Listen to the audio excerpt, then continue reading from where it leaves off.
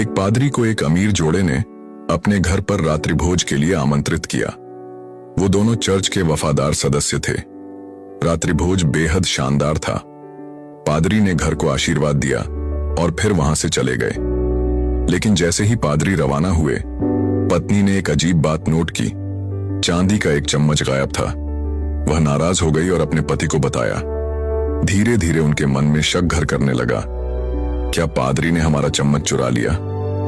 वे इस ख्याल को अनदेखा करने की कोशिश करते रहे, लेकिन यह बात उनके मन से नहीं निकली। जिस इंसान पर उन्होंने भरोसा किया था, अब उसी की ईमानदारी पर शक हो रहा था। दिन हफ्तों में बदल गए और वे इस मुद्दे पर बार बार बात करते रहे। शक और गुस्सा इतना बढ़ गया कि उन्होंने चर्च तक बदलने का सोच लिया। फिर एक दिन पति ने सुझाव दिया, चलो पादरी को फिर से खाने पर बुलाते हैं। अगर उन्होंने कुछ नहीं कहा तो हम उनसे सीधे पूछेंगे। उन्होंने पादरी को दोबारा आमंत्रित किया और पादरी ने खुशी से न्योता स्वीकार कर लिया। लेकिन इस बार डिनर टेबल पर वातावरण तनावपूर्ण था। फिर पत्नी ने साहस जुटाया और सीधा सवाल किया, पादरी जी, कृपया सच बताइए, क्या आपने मेरी चांदी की चम्मच ली थी? पादरी मुस्कुराए, शांत स्वर में बोले, मैंने वह चम्मच आपकी बाइबल के अंदर रख दी थी, यह देखने के लिए कि आप उसे पढ़ते हैं या नहीं।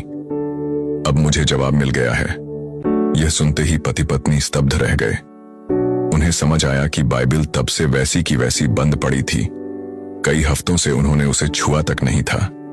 वे इतने व्यस्त थे दूसरों पर शक करने में कि खुद का आत्मनिरीक्षण करना भूल गए। कहानी की सीख, हम अक्सर दूसरों पर जल्दी शक करते हैं, जबकि सच्चाई हमारे ही भीतर छुपी होती है।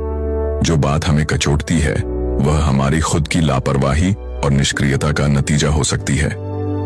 अगर यह कहानी आपके दिल को छू गई, तो इसे अपने दोस्तों और परिवार के साथ जरूर साझा करें और नीचे कमेंट में लिखें, मैं आत्मनिरीक्षण करूंगा, पहले खुद को बदलूंगा।